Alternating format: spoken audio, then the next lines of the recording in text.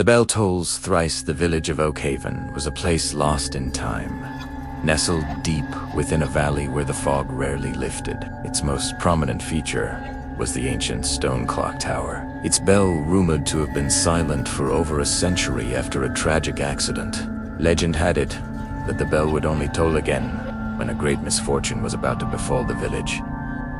And always 3 times. Thomas, a young historian researching local folklore, had come to Oakhaven for this very legend. The villagers, gaunt and suspicious, offered him no help, only wary glances and hushed warnings to stay away from the clock tower. He scoffed at their superstitions, attributing their fear to isolation and ancient tales. But on his 3rd night in Oakhaven, a piercing, metallic clang shattered the silence of the valley. Thomas shot upright in bed, heart racing. The clock tower bell. It had rung. He rushed to his window. The village remained dark and still, shrouded in the ever-present mist. Had he imagined it? Just as he was about to dismiss it, a second, agonizing clang echoed through the night. The sound vibrated in his bones, carrying with it an ancient sorrow. Panic began to set in. He thought of the legend. The bell tolls thrice when misfortune is nigh. 2 tolls. 1 more to go. He huddled by the window, straining his ears, the cold dread creeping up his throat. Every shadow seemed to stretch. Every creak of the old inn seemed sinister.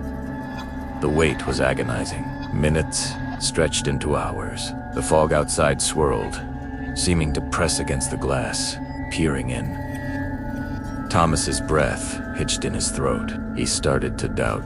Maybe it was just a coincidence.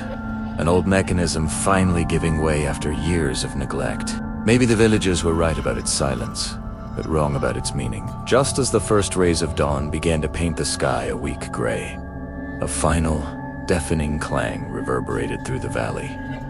This time, it wasn't just a sound. It felt like a physical blow, a wave of despair washing over the village. The sound lingered, a dying groan, then faded into an unnatural silence. Thomas threw on his clothes and ran out into the still foggy streets.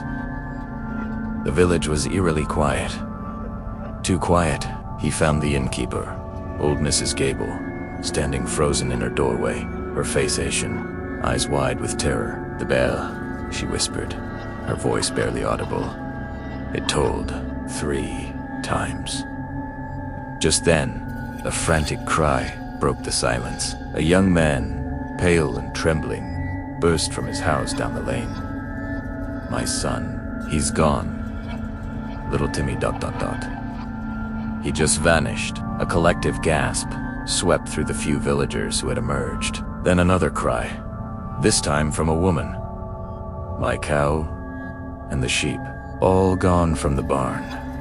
Chaos erupted. People ran from their homes, shouting, searching. Every family had lost something. A child, livestock, a beloved pet, or an heirloom that had sat in its place for generations. Not a single person was spared a loss. Thomas watched, horrified, as the legend unfolded before his eyes. The bell had not merely warned them of misfortune, it had heralded its arrival, claiming a piece from every household. He looked up at the clock tower, its dark silhouette piercing the dwindling fog. He saw no visible damage, no sign of what could have made the bell ring. It stood impassive, a silent, ancient sentinel that had delivered its grim message. Thomas left Oakhaven that day, leaving his research unfinished. The legend was real, and the bell's chime was a promise of sorrow. He never looked back, but the memory of those 3 tolls and the wailing that followed haunted his dreams for years to come. The bell tolls thrice, and in Oakhaven, the cost was always immense.